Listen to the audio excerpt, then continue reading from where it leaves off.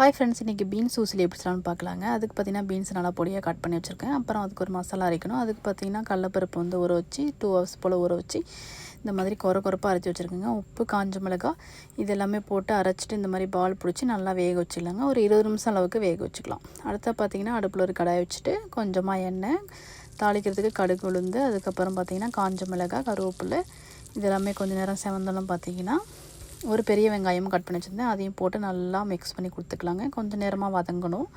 நான் இன்றைக்கி ஒரு 2 கிலோ அளவுக்கு பீன்ஸ் செய்கிறேங்க.